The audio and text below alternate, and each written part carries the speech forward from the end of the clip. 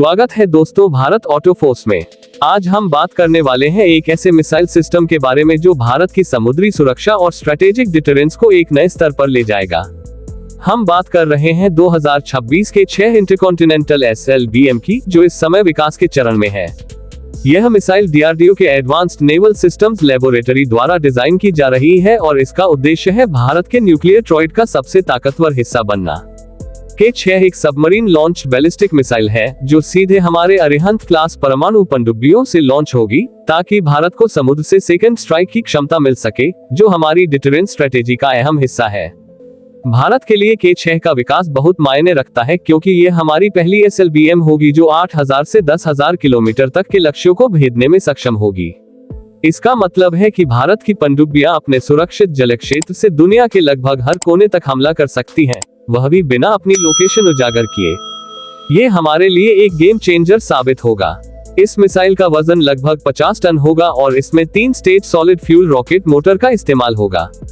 Solid fuel का फायदा यह है कि मिसाइल को लॉन्च के लिए कम समय चाहिए, मेंटेनेंस कम होता है और भरोसेमंदी ज्यादा होती है।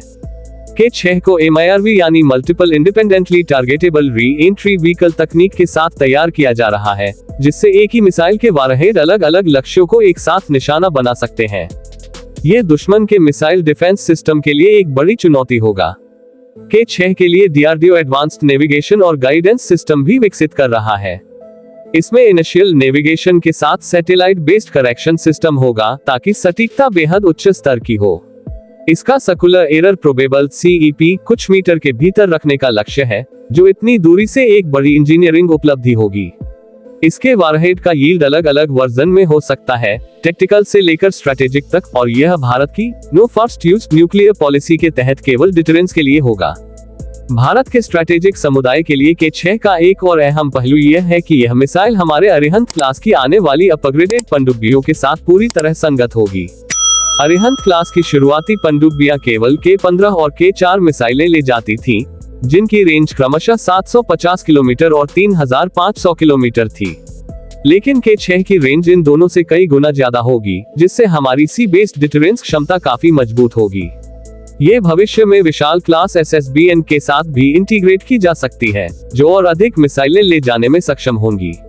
इस मिसाइल का विकास भारत के लिए एक जटिल चुनौती है, क्योंकि इसमें propulsion, guidance, re entry vehicle तकनीक और पनडुब्बी इंटीग्रेशन सब कुछ उच्च तकनीकी स्तर पर होना चाहिए।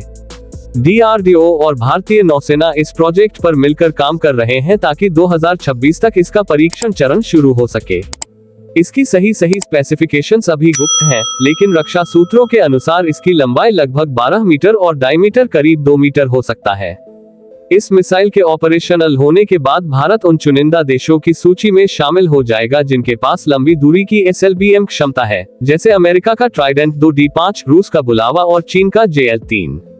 ये हमारी डिटरेंस पोजीशन को बेहद मजबूत बनाएगा और हमारे विरोधियों के लिए ये साफ संदेश होगा कि भारत अपने रणनीतिक हितों की रक्षा के लिए हर कदम उठा सकता है। दोस्तों, K6 सिर्फ एक मिसाइल नहीं है, बल्कि भारत की तकनीकी प्रगति, रक्षा आत्मनिर्भरता और रणनीतिक दूरदर्शिता का प्रतीक है।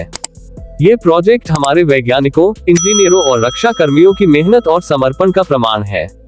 जब यह मिसाइल ऑपरेशनल स्टेज पर पहुंचेगी, तब भारत की समुद्र आधारित परमाणु क्षमता अपने चरम पर होगी, जो हमें एक सुरक्षित और मजबूत भविष्य की गारंटी देगी।